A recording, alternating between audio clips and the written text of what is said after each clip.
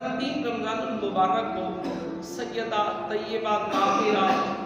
حضرت فاطمہ الزہرا سلام اللہ علیہا کا وصال مبارک ہے۔ میرے آقا صلی اللہ تعالی علیہ وسلم کی چھوٹی بیٹی ہے، چہیتی بیٹی ہے۔ میرے آقا صلی اللہ تعالی علیہ وآلہ وسلم سیدہ کائنات سے بہت پیار کرتے تھے۔ جب حضور علیہ السلام کی ولادت بسعادت ہوئی، اس سے پہلے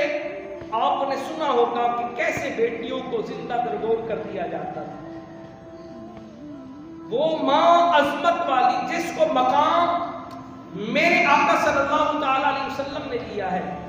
حضور نے آ کے بتایا ہے کہ ماں کے قدموں کے نیچے جنت ہے، اور اہل عرب اسی ماں کو بازار کے اندر جا کے بیچ آتے تھے، جس کے بارے میں حضور علیہ السلام نے فرمایا ہے کہ بیٹی باپ کے لیے رحمت بن کر آتی ہے۔ جو اہل عرب بیٹی کو زندہ دفن کر دیا کرتے تھے، وہ عیبدار خود کو سمجھتے تھے اگر بیٹی پیدا ہو جاتی، حتیٰ کہ یہ بھی آتا ہے اپنی بیوی کو طلاق دے دیتے تھے کہ تو نے بیٹی پیدا کر دی ہے۔ لیکن جب میرے آقا صلی اللہ تعالی علیہ وسلم کی ولادت ہوئی، پھر اس کے بعد میرے آقا صلی اللہ تعالی علیہ وسلم کے گھر بیٹی پیدا ہوئی، میرے آقا صلی اللہ تعالی علیہ وسلم نے بیٹی کے ساتھ محبت کر کے، احترام کر کے دنیا والوں کو بتایا ہے، اے دنیا والوں تم بیٹی کو بوجھ سمجھتے ہو، اور میں محمد تمہیں بتاتا ہوں بیٹی کی شان کیا ہے، بیٹی کا مقام کیا ہے۔ میرے آقا صلی اللہ تعالی علیہ وسلم بیٹی سے اتنا پیار کرتے ہیں۔ حضرت سیدہ عائشہ صدیقہ رضی اللہ تعالی عنہ فرماتی ہے، مجھ سے کسی نے سوال کیا کہ اے عائشہ یہ تو بتا حضور علیہ السلام کو سب سے زیادہ محبوب کون ہے، پیارا کون ہے؟ حضرت عائشہ صدیقہ رضی اللہ تعالی عنہا فرماتی ہیں، حضور کو سب سے زیادہ پیاری آپ کی بیٹی سیدہ طیبہ طاہرہ حضرت سیدہ کائنات خاتون جنت۔ دوبارہ پوچھا اے عائشہ مردوں میں سے حضور کو کون محبوب ہے؟ آپ فرمانے لگی کہ مردوں میں سے حضور علیہ السلام کو سب سے زیادہ محبوب مولا کائنات علی المرتضیٰ ہے۔ حضور نے بیٹی کے ساتھ پیار والا جو رشتہ نبھایا ہے، وہ دنیا والوں کو پیغام دیا ہے، کہا ہے دنیا والوں خیال رکھنا، بیٹی بیٹی ہوتی ہے۔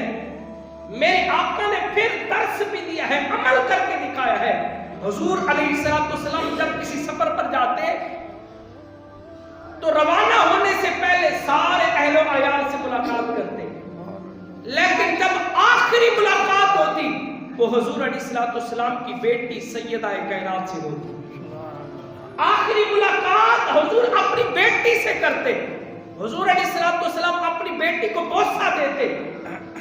حضور علیہ السلام اپنی بیٹی کو اپنی نشست پر بٹھاتے، اپنی جگہ پر بٹھاتے، اور یہ مقام میرے آقا صلی اللہ علیہ وسلم نے اپنی بیٹی کو دیا ہے۔